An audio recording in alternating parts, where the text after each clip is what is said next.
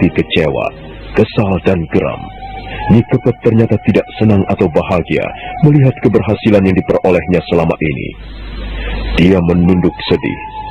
Mengapa ibunya bersikap dingin saja melihat dirinya yang sudah berada di puncak kekuasaan Majapahit? Kenapa ibunya tak mau diboyong ke Majapahit dan tinggal enak di istana? Ibu, jadi benar, ibu tidak mau tinggal di istana Majapahit. Biarlah ibu di sini saja sampai menutup mata. Ibu tidak mau meninggalkan desa ini. Rakuti, kalau kau mau tinggal dan menetap di Majapahit, tinggallah. Bukankah kau memang bercita-cita menjadi Raja Majapahit dan tinggal di istana megah itu? Pergilah Rakuti, duduklah dengan kesenanganmu di tahta itu. Aku memang tidak mungkin tetap tinggal di sini. Aku harus kembali ke Majapahit dan menduduki tahta itu. Pergilah anakku, biar ibu di sini saja. Hati Rakuti gundah. Harapannya untuk membawa sang ibu ke istana Majapahit tidak ditanggapi secara baik. Dia kesal, tapi dia pun tidak ingin melukai hati ibunda tercinta. Sementara malam bergulir perlahan menuju ambang pagi. Di pondoknya itu, Nyi Kepet tetap pada pendiriannya, tidak mau diboyong ke istana Majapahit kebanggaan Rakuti.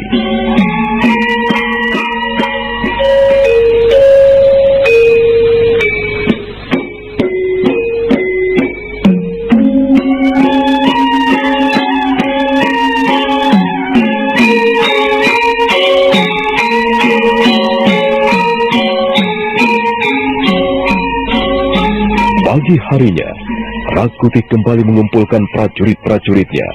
Mereka diperintahkan membongkar tenda-tendanya dan bersiap kembali ke Majapahit.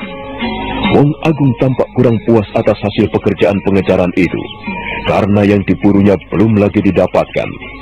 Namun apa boleh buat, karena Rakuti memerintahkan untuk segera kembali ke Majapahit, maka dengan lemas dia terpaksa mengikuti perintah itu. Ayo, dapat kita benahi tenda-tenda dan semua perlengkapan kita. Mumpung hari masih pagi, jangan sampai Tuan Rakuti menunggu terlalu lama. Ayo, ayo.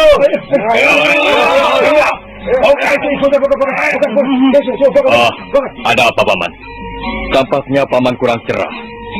Aku belum puas dengan pengejaran yang belum mendapatkan hasil ini. Jaya negara masih berkeliaran dan bisa mendatangkan bencana bagi kita. Tetapi Rakuti telah memerintahkan kita semua untuk kembali ke Majapahit, Paman. Iya, itulah yang membuatku tidak puas. Apakah Paman bermaksud ingin menentang perintah Rakuti? Tidak, bukan begitu. Aku hanya tidak puas secara pribadi. Nanti kalau ada kesempatan, biar aku sendiri yang akan mencari dan mengejar Jaya negara. Langsung perintahkan semua prajurit untuk segera kembali ke Majapahit. Baik, Rakuti. Paman, mari kita bergabung bersama yang lain. Mari.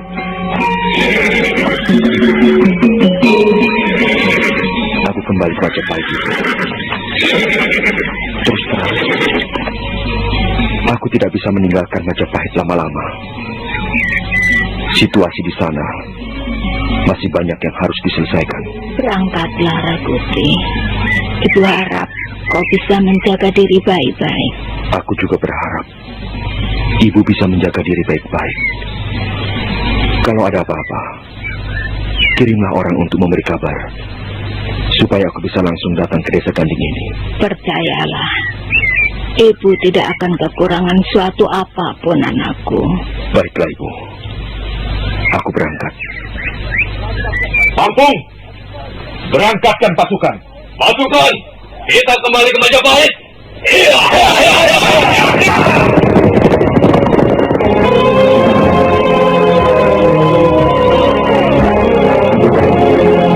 Pagi hari itu, Rakuti dengan 1000 pasukannya meninggalkan desa Ganding kembali ke Majapahit. Para warga desa melepas kepergian pasukan pemberontak itu dengan perasaan lega dan penuh syukur. Betapa tidak, selama ini mereka merasa penuh was-was melihat para prajurit yang berseliweran di desa mereka. Pasukan berkuda itu melewati beberapa desa di tepian hutan tarik. Rakuti memimpin pasukan itu di paling depan dengan mengajak mereka memacu kuda sekencang-kencangnya. Hari hampir senja. Sebentar kemudian mereka telah sampai di kaki bukit lemah Duwur. Rakuti lantas mengangkat tangan menghentikan pasukannya. Pasukan! Berhenti!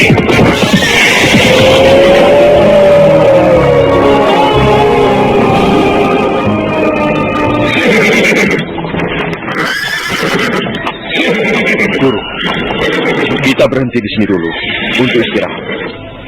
Sudah seharian penuh kita terguncang-guncang di atas kuda.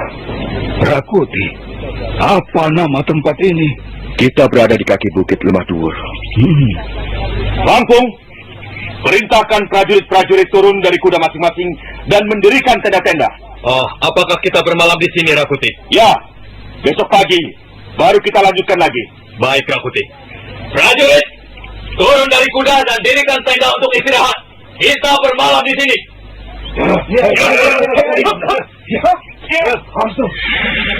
Bagus.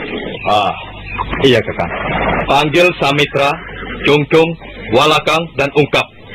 Suruh mereka mendirikan tenda buat Rakuti dan Paman Wong Agung. Baik. Baiklah, Kakang Pampung. Senja itu di kaki bukit lemah Duwur serentak menjadi ramai oleh kesibukan prajurit-prajurit yang mendirikan tenda-tenda. Rakuti, Wong Agung, dan Pangpung nampak terlibat pembicaraan serius dalam kesibukan itu. Pagu dan teman-temannya mendirikan tenda buat istirahat Rakuti dan Wong Agung. Sementara senja mulai digeser oleh gelapnya malam.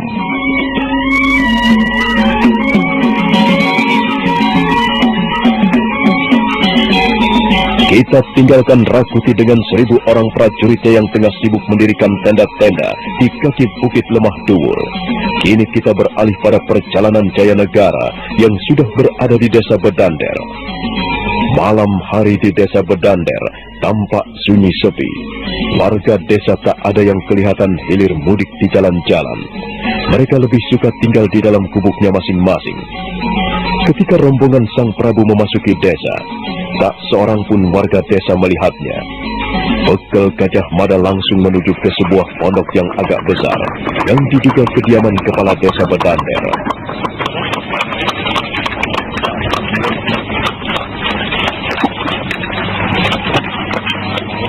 Gusti Prabu, kiranya Gusti berkenan menunggu barang beberapa saat lamanya.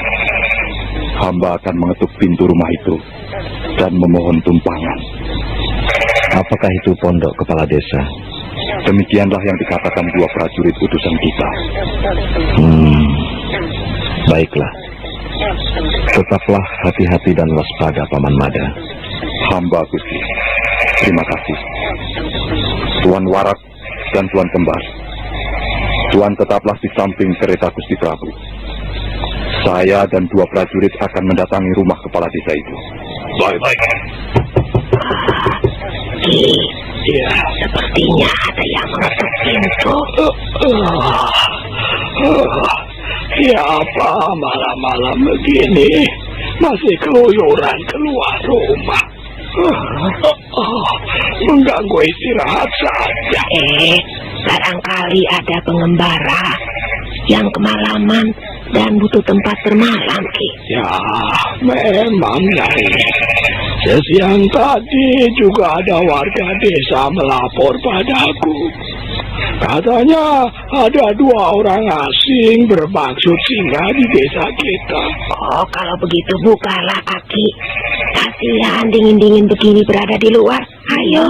Ya, baiklah. Tunggu di sini, Nyai. Iya. Iya, tunggu. Baru akan dibukakan.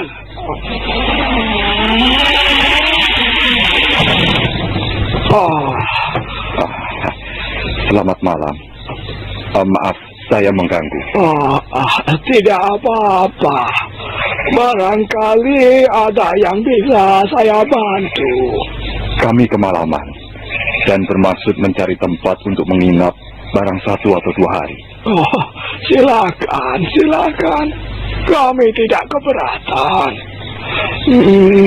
Tetapi sepertinya kalian ini prajurit Majapahit. Bapak Kepala Desa Bedander ini bukan? Benar. Saya Kepala Desa Bedander. Kami memang prajurit Majapahit. Dan kami mohon Bapak bisa menyimpan rahasia ini. Karena kami datang bersama Gusti Prabu Jayanegara. Apa? Gusti Prabu Jayanegara?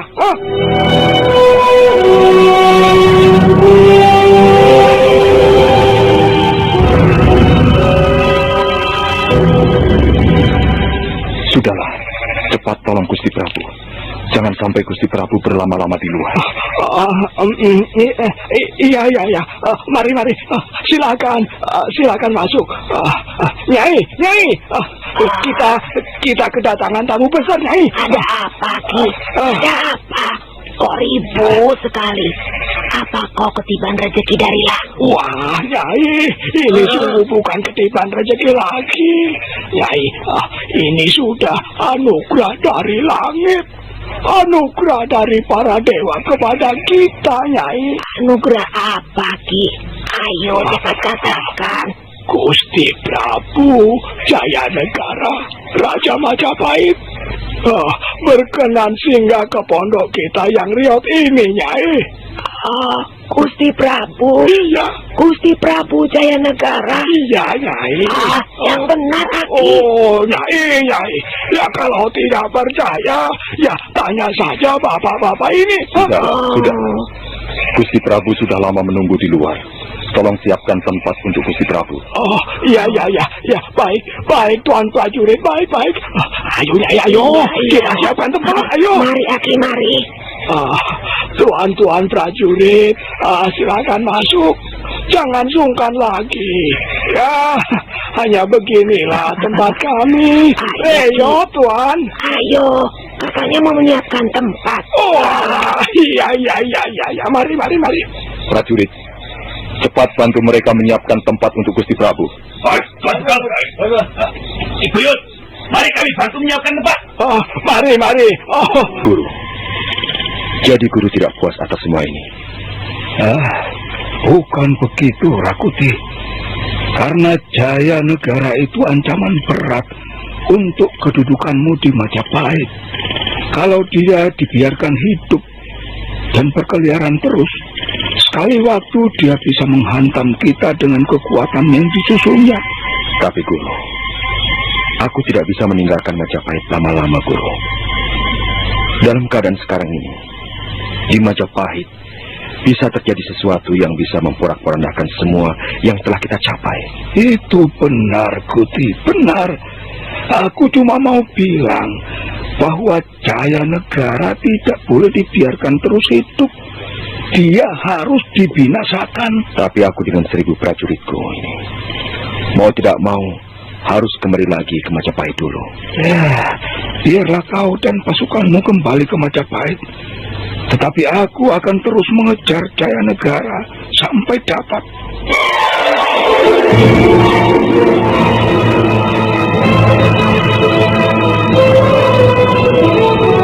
Wong Agung, guru Rakuti itu, masih tetap ngotot ingin mencari dan mengejar Jayanegara sampai dapat. Dia ingin membinasakan Jayanegara agar kedudukan muridnya sebagai Raja Majapahit tidak ada yang mengganggu. Sementara itu, Jayanegara telah diterima dengan baik dan penuh hormat oleh Kibuyut Desa Bedander. Nah, mungkinkah Wong Agung pada akhirnya sampai di Desa Bedander? Saudara pendengar, silahkan menunggu seri berikutnya. Sampai jumpa.